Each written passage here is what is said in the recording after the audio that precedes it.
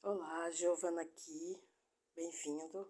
Continuação do capítulo 6, sugestão. Abrindo a porta para a mente subconsciente. Essas pessoas não gastam muito tempo tentando entender as coisas em sua vida e não ruminam muito. Se você já viu um espetáculo de hipnose, os indivíduos que chegam a esse estado, em geral, se enquadram nessa categoria.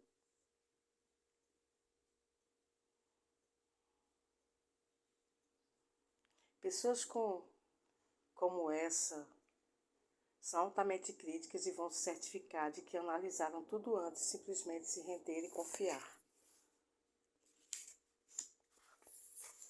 Lembre-se de que alguns de nós têm uma mente analítica mais desenvolvida, mesmo sem viver constantemente sob os hormônios do estresse. Podemos ter estudado diferentes disciplinas na faculdade ou vivido com pais que reforçaram os mecanismos de pensamento racional quando éramos jovens, ou talvez seja simplesmente parte de nossa natureza. Todavia, você pode ter uma mente analítica significativamente ampla e ainda assim aprender a ir além dela, como eu, sem dúvida, consegui. Então, há esperança. Como eu disse antes, nenhum tipo é mais vantajoso que o outro. Acredito que um equilíbrio saudável entre ambos funciona muito bem. Um indivíduo superanalítico tem menos probabilidade de confiar e fluir na vida. Alguém excessivamente sugestionável pode ser crédulo demais e funcional de menos. O que quero enfatizar é que se você analisa sua vida, se julga e é obcecado por tudo em sua realidade o tempo todo, nunca entra no sistema operacional em que os antigos programas existem, nem os reprograma.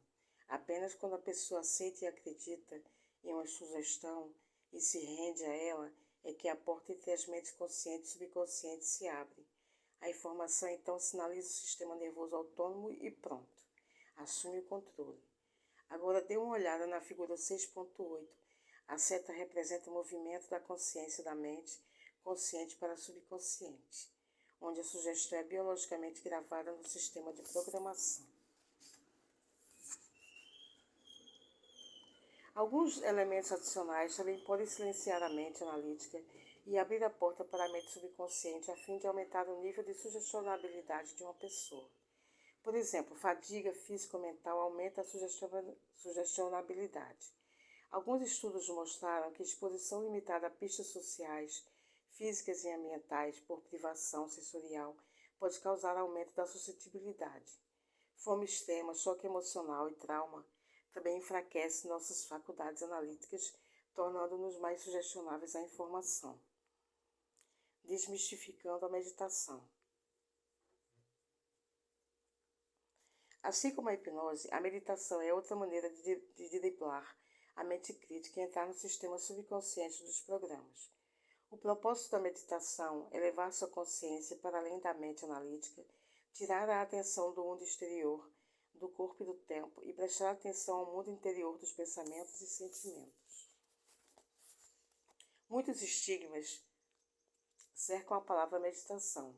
A maioria das pessoas evoca imagens de um guru barbudo no topo de uma montanha, alheio aos elementos, sentado em perfeita quietude, um monge com um manto simples, o rosto decorado com um sorriso enorme e misterioso, ou mesmo uma mulher jovem e bonita, com a pele impecável, na capa de uma revista, vestida com trajes elegantes de yoga e parecendo serenamente livre da escravidão de todas as demandas da vida cotidiana. Quando vemos essas imagens, muitos de nós podem perceber a disciplina necessária como para lá de impraticável, fora de alcance e além de nossas habilidades. Podemos ver a meditação como uma prática espiritual que não se encaixa em nossas crenças religiosas. E alguns de nós simplesmente são soterrados pelo que parece uma variedade sem fim de meditações disponíveis e não têm condições de decidir por onde começar. Mas não precisa ser tão difícil, sem noção ou confuso. Para a presente discussão, digamos que o propósito da meditação é levar nossa consciência para além da mente analítica e adentrar níveis de consciência mais profundos. Na meditação, nos movemos não apenas da mente consciente para a mente subconsciente, mas também do ego para a ausência do ego, para além da percepção de ser alguém em um corpo, de materialista para imaterialista, para além da noção do tempo e lugar, da crença em que o mundo exterior é a realidade e da definição da realidade a partir dos nossos sentidos, para a crença em que o mundo interior é a realidade e que, ao estarmos ali, entramos no que não tem sentido. No mundo do pensamento para além dos sentidos. A meditação nos leva da sobrevivência para a criação, da separação para a conexão, do desequilíbrio para o equilíbrio, do modo de emergência para o modo de crescimento e restauração, e das emoções limitantes de medo, raiva e tristeza para as emoções expansivas de alegria, liberdade e amor. Basicamente, deixamos de nos agarrar ao conhecido para acolher o desconhecido. Vamos raciocinar sobre isso por um momento. Se o neocórtex é o lar da consciência e o local onde se constroem pensamentos, se utiliza o raciocínio analítico, se exercita o intelecto e se executam processos racionais, você terá que mover sua consciência para além ou para fora do neocórtex a fim de meditar. A consciência teria, essencialmente, que se deslocar do cérebro pensante para o cérebro límbico e regiões subconscientes. Em outras palavras, a fim de acalmar o neocórtex e toda a atividade neural que ele realiza diariamente, você deve parar de pensar de modo analítico e abandonar as faculdades da razão, lógica, intelectualização, antecipação, previsão e racionalização pelo menos por um tempo. É isso que significa acalmar a mente.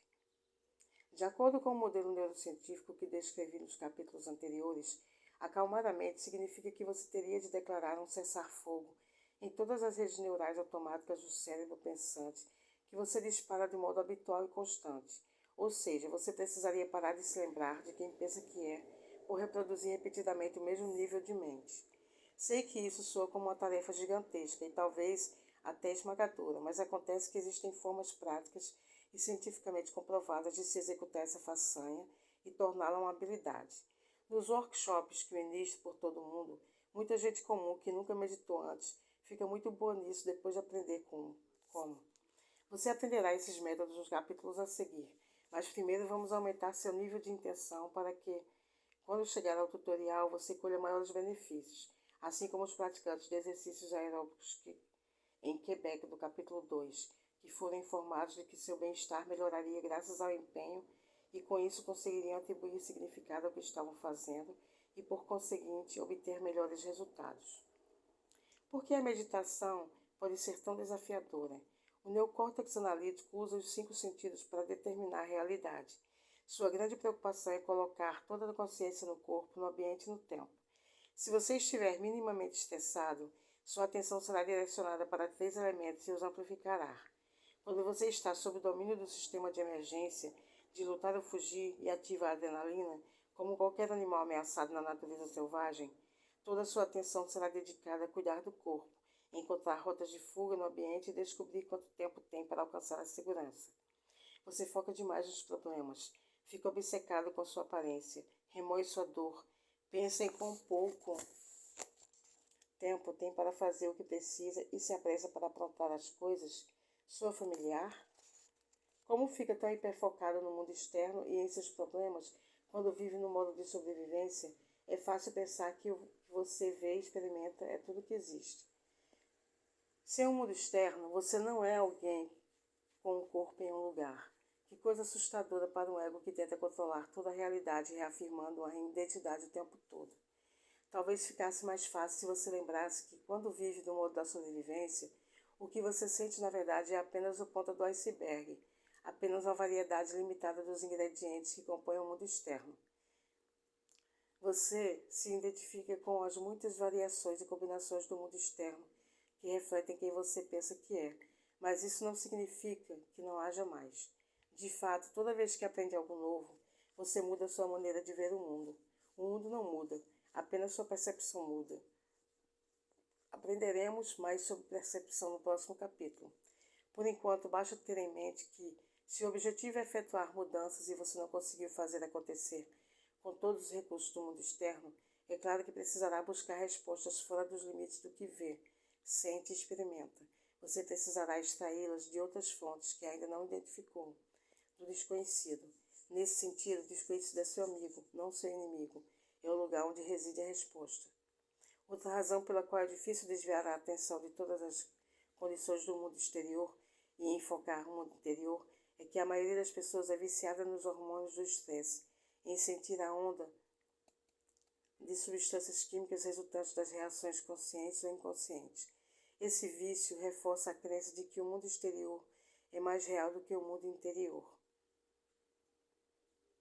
Nossa fisiologia está condicionada a respaldar isso, pois existem ameaças, problemas e preocupações reais que precisam de nossa atenção, então ficamos viciados em nosso ambiente externo atual.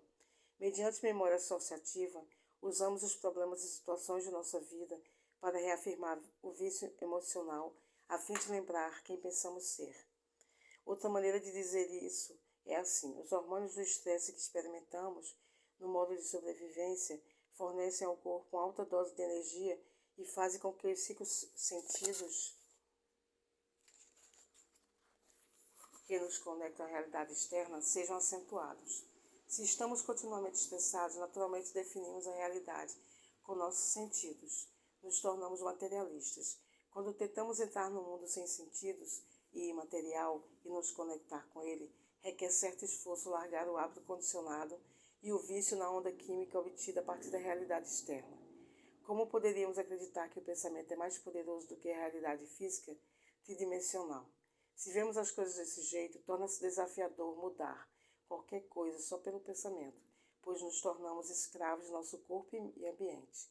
Talvez um antídoto seja reler as histórias do capítulo 1 e ler os relatos dos meus workshops mais adiante, nos capítulos 9 e 10. Reforçar novas informações que mostram o que consideramos impossível de fato é possível.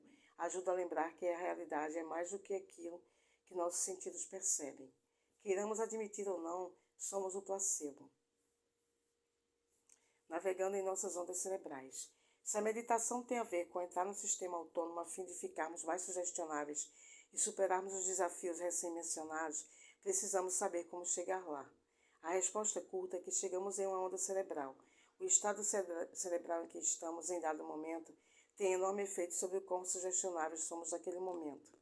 Depois de aprender o que são esses diferentes estados e como reconhecê-los quando estiver neles, você pode treinar para ir de um para o outro, para cima e para baixo, na escala dos padrões de ondas cerebrais. É preciso alguma prática, é claro, mas é possível. Então vamos explorar esses diferentes estados para aprender mais sobre eles.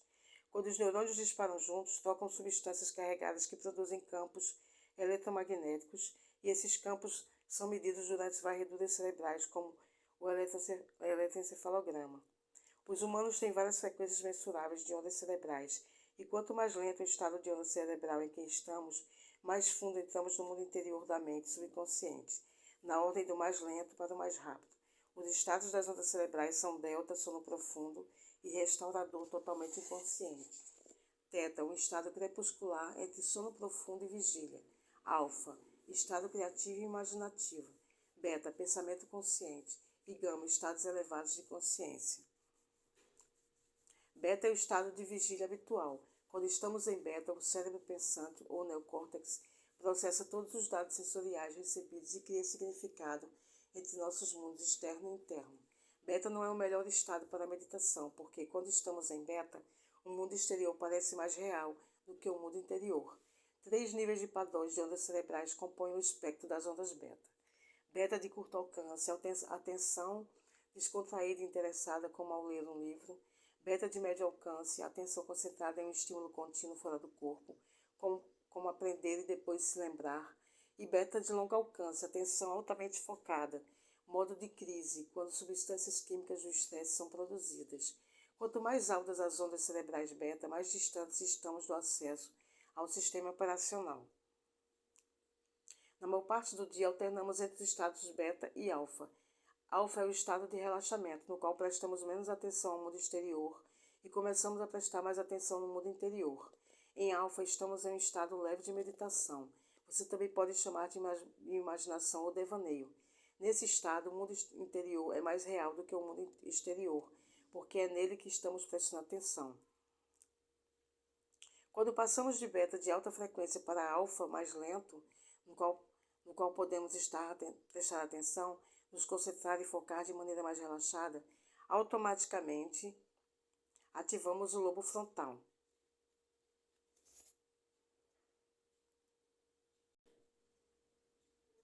Como já foi falado, o lobo frontal diminui o volume dos circuitos cerebrais que processam tempo e espaço. Aqui não estamos mais no modo de sobrevivência, estamos em um estado mais criativo que nos torna mais sugestionáveis do que em beta.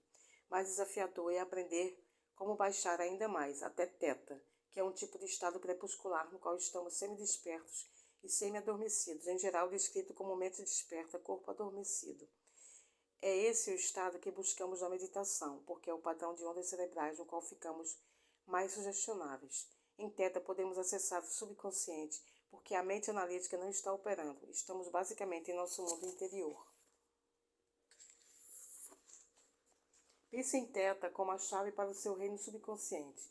Dê outra olhada na figura 6.8. Ela mostra os estados de ondas cerebrais e como se correlacionam com a mente consciente e subconsciente. A seguir, dê uma olhada na figura 6.9, que ilustra as diferentes frequências de ondas cerebrais.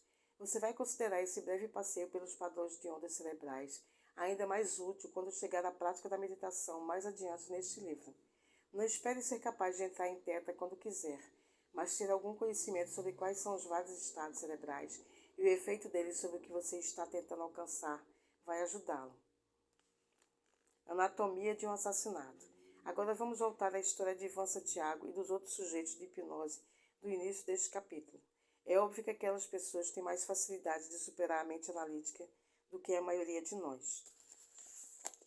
Parecem ter uma neuroplasticidade e uma plasticidade emocional que lhes permitem tornar o mundo interior mais real do que o mundo externo. No estado normal de vigília, elas provavelmente passam mais tempo em alfa do que em beta, por isso têm menos hormônios de estresse, que poderiam tirá-las da homeostase em circulação. O estado altamente sugestionável permite que a mente consciente daquelas pessoas controle melhor as funções autônomas da mente subconsciente. No entanto, elas não são iguais. O estudo revelou graus variados de sugestionabilidade. As 16 pessoas que passaram na avaliação inicial com certeza eram sugestionáveis, embora não tanto quanto as que passaram para a fase seguinte do teste, tirando a roupa em público depois de receber uma sugestão pós-hipnótica para fazê-lo, indo contra normas sociais arraigadas. Os 4 que passaram no teste com certeza eram altamente sugestionáveis, capazes de superar o ambiente social, mas na hora de mergulhar na água congelante, 3 deles não conseguiram chegar a tanto, não foram capazes de suplantar o ambiente físico. Apenas Santiago, que permaneceu acima do ambiente físico em condições extremas por um longo período enquanto dominava seu corpo, demonstrou o mais alto grau de sugestionabilidade. Ele foi capaz não apenas de resistir ao banho enregelante, mas também de ser maior do que o seu ambiente moral, seguindo a sugestão pós-hipnótica de atirar no dignitário estrangeiro, apesar de sua personalidade consciente dificilmente ser a de um assassino de sangue frio. Em termos de efeito placebo, é preciso um grau de sugestionabilidade semelhante para suplantar o corpo e o ambiente por um longo período, ou seja, para aceitar a ideia de que o mundo interior é mais real que o mundo exterior, acreditar nela e se render. Dentro de alguns capítulos você aprenderá não apenas como pode mudar suas crenças e se tornar mais sugestionável,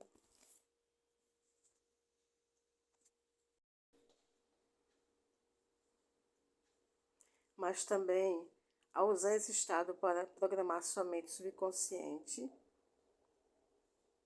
não para dar tiros em um dublê com uma pistola de ar, mas para triunfar sobre quaisquer problemas de saúde, traumas emocionais ou outros assuntos pessoais com os quais esteja lidando.